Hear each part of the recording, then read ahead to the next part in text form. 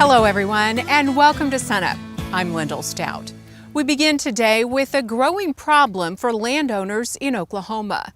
We're talking about wild hogs. SUNUP's Austin Moore starts in Pawhuska. At the Osage County Fairgrounds in Pawhuska, Oklahoma, it's not unusual to find a group of cowmen gathered together for a learning opportunity. What is unusual is when they're gathered together to talk about hogs. What we're having today is a conference to educate producers on how to recognize and manage damage from feral swine, wild hogs. To do that, they've brought in experts from parts of the U.S. and parts of Oklahoma that have been dealing with this growing nuisance for years. Experts like Mississippi State's Skip Jack. Well, historically, the story is that when Hernando de Soto was exploring the southeastern United States, that the hogs were released from the Eurasian boar, but that's been 300-400 years ago. But as we've had swine operations, swine farming in this country over the last 250 years, 300 years, some of those hogs will get released. And apparently they are crossbred now, so it's very hard to tell a completely Eurasian boar from a wild hog. Okay, so we have Spanish explorers to thank for a few wild hogs running around the state. Maybe a few 100,000. Okay, some of the estimates go up to 1.6 million. But that just sounds like good hunting. Only there are problems. There are a handful of diseases that will be shared, that can be shared between wild hogs, or any animals really, and humans. The main ones that we're most concerned about are brucellosis. People can also get salmonella and perhaps leptospirosis. And if that isn't enough reason to convince you to control these creatures, you should see what they do to the land. In fact, Oklahoma State University wildlife specialist Dwayne Elmore and I headed south to Love County with colleagues from the Noble Foundation to look at that damage. We're sitting here at a nest site, and actually the female sow, she'll bring in vegetation and pile it up and keep the young protected and warm underneath the vegetation as she nurses them. Landowners might sometimes see these piles of vegetation in thicket areas, which is typically where a pig would try to raise their young in more protected and secluded sites. The damage that you see here are from a sounder of feral pigs or wild pigs. Every place where this soil is torn up, you completely eliminate forage production for quite a while. It takes a while for these grasses to recover from such severe damage. It's the same thing as coming in and disking it up with a plow. Some of these holes can become pretty deep and cause a lot of expense for a landowner to have to come back in and level out and smooth back up to avoid damage to equipment or to people or to livestock. They also are destructive to native flora and fauna, plants and animals. Just like with cattle, they're also competing for forage and acorns and lots of other wild food stocks that native wildlife depend on. They also can be destructive for ground nesting birds. Not only do they consume the eggs of ground nesting birds, but they will destroy vegetation that those birds might depend on for nesting cover. So bad for people, bad for agriculture, bad for wildlife. The question becomes, how do you control them? There's no toxicants that are labeled for use with wild pigs right now. So trapping and hunting are really the two most effective tools that a landowner has to be able to mitigate problems such as this. And hunting is largely ineffective when dealing with sounders of 20 to 30 pigs. I had a story already this morning that, yesterday some folks ran into some hogs and there was almost 20 of them, they said, and they killed 2 of them, but just before they're gone out of rifle range. So, that's about how effective that is. Conventional ground traps are more effective, but still leave a lot to be desired. Conducting research for the Noble Foundation, Josh Gaskamp told me the conventional traps only captured about 50% of sounders. And they did capture a number of other wildlife species that weren't targeted. We are attracting white-tailed deer, raccoons, things of that nature into our traps with the bait as well. Drop nets were more effective, capturing 86% of their targets, but required teams to stake out the trap site for hours on end, often overnight. So the team developed something new, something cool. This is a trap that we're calling the Boar Buster. We have a computer set up on site. The computer has a webcam attached to it that when there's motion in front of that webcam, it sends us a text message or email. We log on to the system from there, are able to watch a live video feed of the trap, determine when is the appropriate time to capture based on how many hogs we have. Now, it's early, but so far, this system is capturing similar rates to the drop nets, with less man hours, while eliminating non-target captures. Noble is working to bring this technology to the market, but in the meantime, trap them however you can, and keep this advice in mind. Once you have pigs trapped, you can kill them and then process them yourself for consumption, or you can transport them live to a licensed processing facility. Now, if you're going to do that, you need to contact the Department of Agriculture, the Oklahoma Department of Agriculture, and get a permit to transport those animals. Because if you don't, they'll have you squealing all the way home. For SUNUP, I'm Austin Moore. Daryl Peel, our livestock marketing specialist, joins us now. And Daryl, it's been a while since we've seen you. Let's kind of start with a rundown of the markets in terms of demand. Well, but one of the biggest changes we've seen over the last month has been a strong rebound in box beef prices. We were sort of looking for that. The market struggled a lot through January and February in general across the board for both beef and cattle markets. But we've seen a nice rebound. We're back up against that $2 a pound mark or close to it.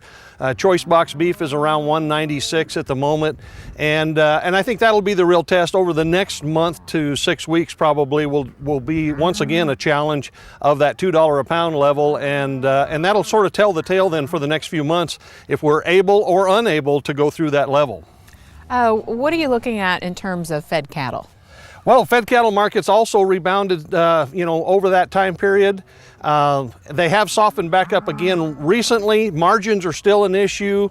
The increase in boxed beef prices really helped the packer margins short term, but the feed and then the feedlot margins got some relief as fed cattle prices came back up. But all of these markets are still struggling with their margins, and clearly fed cattle prices will take their cue from here on what happens to the boxed beef prices. So demand is still very, very key to fed cattle prices as we go forward. And then is that translating to feeder cattle as well? Feeder cattle also softened as we went through January and February, and they have recovered a little bit. It was really more the drought conditions weighing on the market. Of course, we have gotten some rain over the last month, so there's a little bit of relief there. More importantly, I think feedlots, demand will not be maybe real strong, but I think it'll be coming back a bit as we have moved through, some feedlot supplies the last 3 or 4 weeks or so. So feeder cattle markets haven't picked up as much yet as I expect them to. If the moisture continues, that would definitely ensure that we would have strong spring demand for grazing cattle. But otherwise, feedlot demand is still a bit muted, and it'll depend on the fed cattle prices, how feeder cattle prices go over the next month or so. Okay, spring is here. What kind of advice are you giving producers as we move forward? Well, I think cattle producers in Oklahoma are still very much got an eye on the drought situation. The moisture we've had is very nice. It's going to give us a start to greening things up, but it really hasn't changed things in a couple of fundamental ways. First of all, it hasn't done much at all to recharge surface water, so our ponds are still very low, and limited water is a major concern for many producers. Secondly, it's just not enough to cure the drought.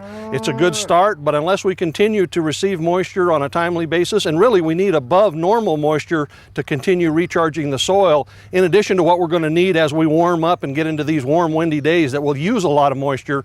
So the drought is still the major factor there, and producers still need to be planning ahead to what they're going to do if it does or if it doesn't rain, and make those plans accordingly as we go forward.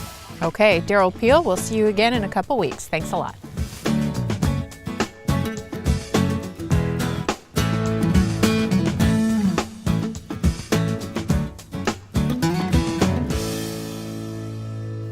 Hi, I'm Al Sutherland with your Mesonet weather report. February and March have been great months for needed rainfall. A rainfall map for the last 30 days through Wednesday shows how precipitation events have added up for the last days of February and the first 3 weeks of March.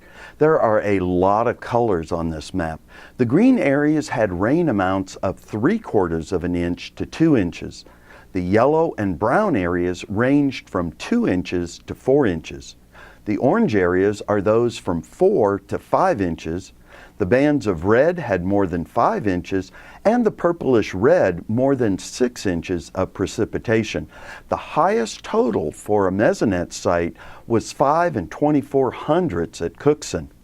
A map of precipitation for the last 60 days has the majority of Oklahoma colored olive green, green, or blue. These colors represent those areas receiving 80 to 200% of normal rainfall from mid-January to mid-March. That is a great change from what we have gone through for most of this winter. A map from October 1st, the beginning of our current water year, has the bulk of the state colored orange or yellow. That is between 40 and 80% of normal. A below normal water year so far is one reason why Oklahoma continues to have various levels of drought designation. The western part of the Panhandle and southwest Oklahoma are red-purple for exceptional drought status, the highest drought level. The red areas are in extreme drought, orange areas are rated severe, and the tan areas moderate. Precipitation during February and March did help Oklahoma's upper soil moisture. Checking the soil moisture at the 10-inch depth on Wednesday shows that the majority of the state is dark green, with excellent soil moisture at 10 inches. Soil moisture at 10 inches begins to drop off in the Panhandle, but are still above 60% moisture. The southwest is the driest location, with Tipton coming in at just 0.2 fractional water index, or only 20% of sensor soil moisture. Dropping down to 24 inches in the soil shows up some bone dry spots like Goodwell, Buffalo, and a larger area covering Jackson, Tillman, and Cotton counties. 0 is the driest you can get with Mesonet soil sensors. Good soil moisture in the root zone of wheat and canola gives us more hope that these crops will turn out well, and good upper soil moisture will also help get pasture and hay off to a good start later this spring. And having good soil moisture is the first step to getting more water into Oklahoma's ponds and lakes. Now we just need March to finish out wet and then continue with moist weather into April and May. Thanks for joining us. We hope to be with you again soon for another Mesonet Weather Report.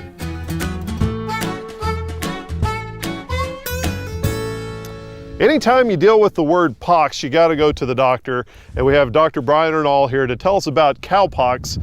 What are they and what do they do? So cowpox are going to start showing up in the wheat fields this time of year and also in the pastures a little bit later. It's basically the piles and the urine patches from the livestock that's been out on the ground previously, and they're getting greener in some areas. Well, that's a sign of nitrogen deficiency, nutrient deficiency. So we call them cowpox because you'll see little green spots all over the field. Right. They're a great indicator. In fact, I call them the original, the natural enriched strip. Enriched strip, yeah. We just made the cowpox bigger with the enriched strip. So the cowpox are just a sign that the field needs nitrogen. And right now, I've spent a lot of time on the road lately. I'm seeing more and more fields show up, which makes sense. A lot of producers, didn't put a lot of nitrogen down due to the droughts coming into the year. We've had growth starting to come out, and you're starting to see these green patches. Now's the time to make the decision. We're getting a little bit late on nitrogen application. In fact, last weekend, Dr. Edwards put out a post about holostem coming in most of the varieties on the test plot. So we're getting near holostem, if not already there in most cases. Now's the time to apply if we're going to apply. If you see those little green patches in your fields, it's a good opportunity to gain more yield. More than likely, if you get nitrogen on the field, you will reap the benefits in terms of grain or increase forage production if you're just going to a graze-out system. Keep in mind, if we're moving past holostem, if you're taking a machine over the field, tire damage comes into play. The perfect opportunity would be maybe a liquid applicator with narrow tires covering a large area and very little damage for later growth in wheat if you want to recover from that. Mm-hmm.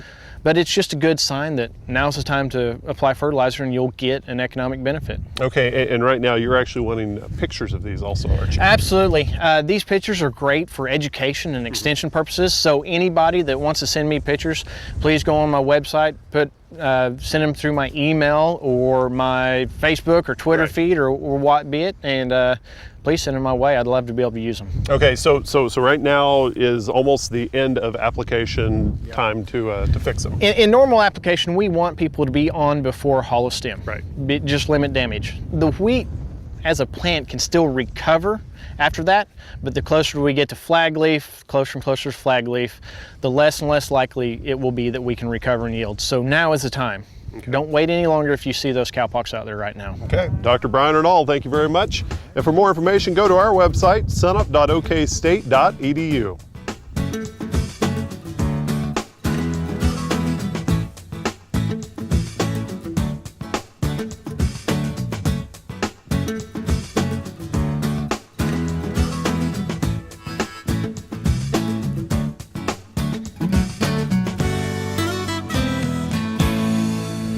Hi, welcome to Shop Stop. Today we want to talk a little bit about shear bolts. Okay, we talked about shear bolts in an earlier segment, but today we want to talk about using the proper length of unthreaded bolt for your shear bolt. Basically, if you look at your bolt, then you've got the diameter of the bolt next to the head where it's the full diameter, but once you get down on the threads where those are cut, the actual diameter of the bolt is somewhat less. So that means that as you're pulling on that, if you're using it in shear, it'll actually shear quicker than it would out on the shank. So if we had this, for example, if we're running through 3 pieces here where your 2 outside pieces might be fixed and the center piece then is where it could shear. If we pull back and look at this, then this cross-sectional area where we are is going to be less than over next to the head of the bolt. So what we want to do is select a bolt with a longer shank here and then make sure that extends through all 3 pieces where the shear is. And so now you can see that the actual full diameter of the bolt would be in the shear zone right there. So that's a tip on placing shear bolts properly. We'll see you next week on Shop Stop.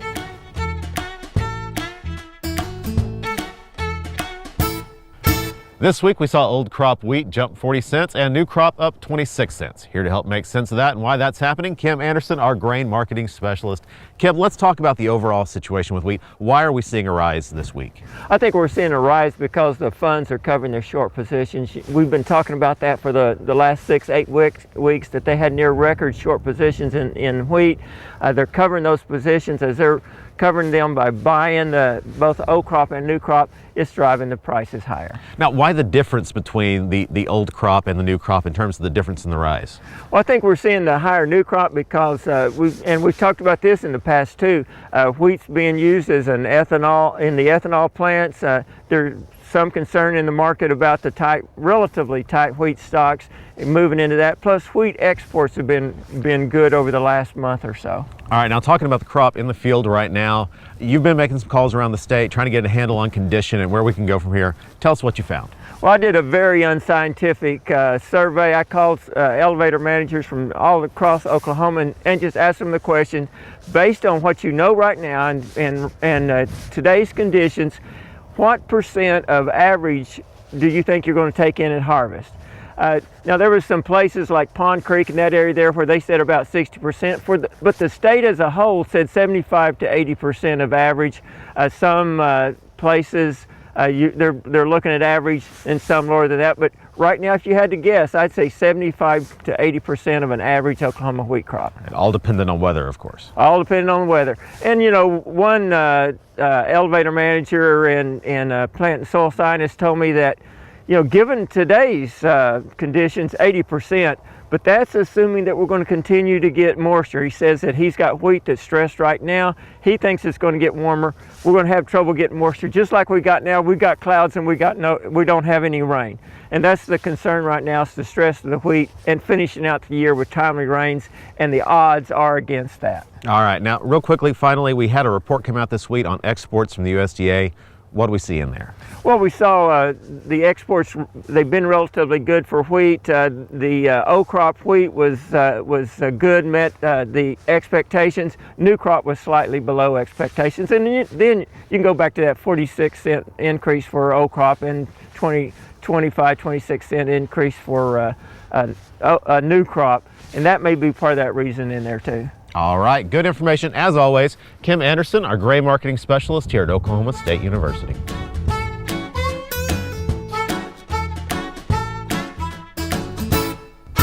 We've often said on the cow-calf corner that the body condition that the cows are in at calving time is the most important time of the year. And I still think that's true. But it's probably just about as important what happens between the time of calving and the start of the breeding season in terms of the body condition of those cows. We need to try to keep enough nutrition going into those cows between calving and the breeding season so that they maintain the body condition that they have at calving time. There was a really important study done here at Oklahoma State University back in the 80s that took a look at what the effect would be of body condition change after calving going into the breeding season on the upcoming pregnancy rate of those cows. What they looked at was a set of cows that went into the winter at about a midpoint 5 in our 1 through 9 scale.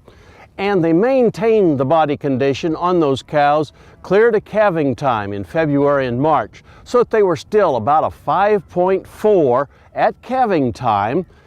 Half of the cows were fed to maintain that body condition to the breeding season. The other half were allowed to lose nearly 1 full body condition between calving and the breeding season. The difference was rather dramatic. The cows that maintained body condition all the way rebred at a very good 94% rate. However, those cows that were allowed to lose a body condition score between calving and the breeding season only rebred at a 73% rate. And the difference there is a rather sizable 21% difference in the number of calves available for sale the next year. So as we're going through the last part of the calving season, into spring, headed towards the breeding season, let's try to keep the nutrition of these cows up so that we can maintain body condition. Hopefully we still have some hay left so we can keep hay in front of these cows and continue to give a high energy supplement. In many cases it may take 6 to 7 pounds per head per day in order to maintain that body condition.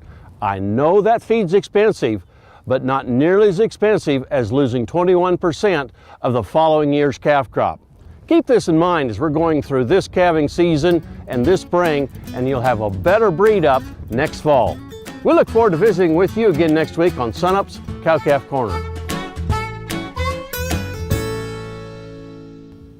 Finally, today we're talking about beef quality and a hands-on class that takes producers all the way from the pasture to the plate and every step in between.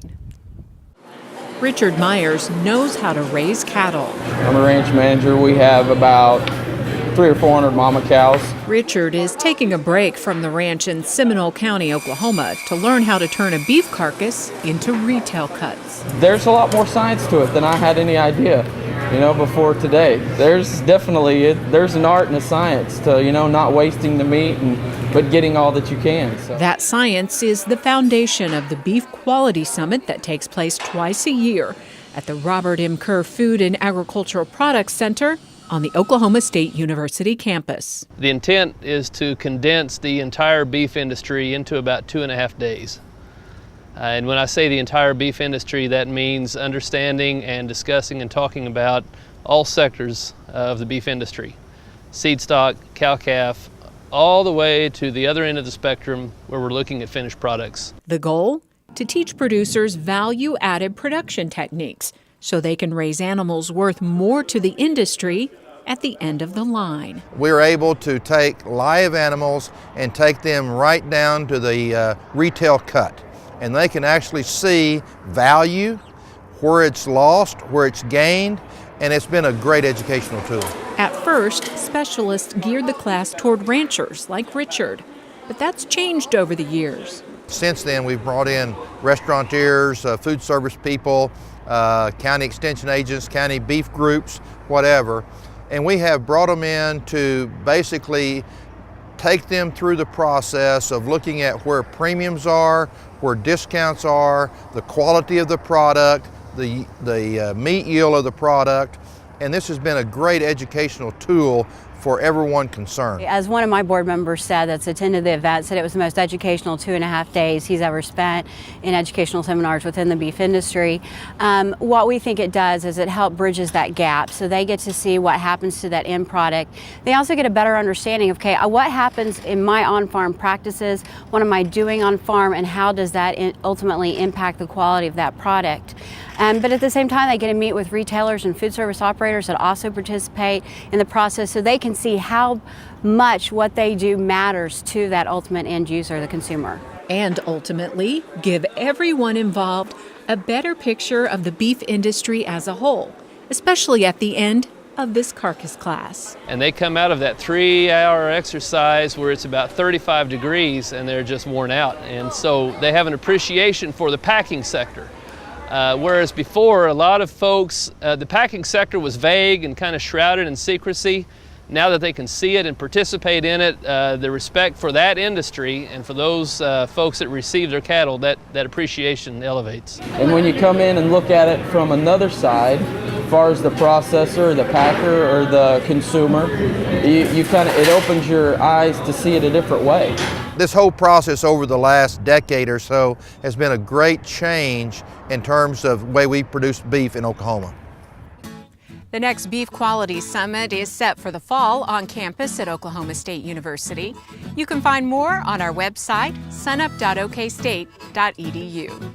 And that does it for us this week. You can see us anytime online and also follow us on YouTube, Facebook, and Twitter. I'm Lyndall Stout. Have a great week, everyone, and we'll see you next time at SUNUP.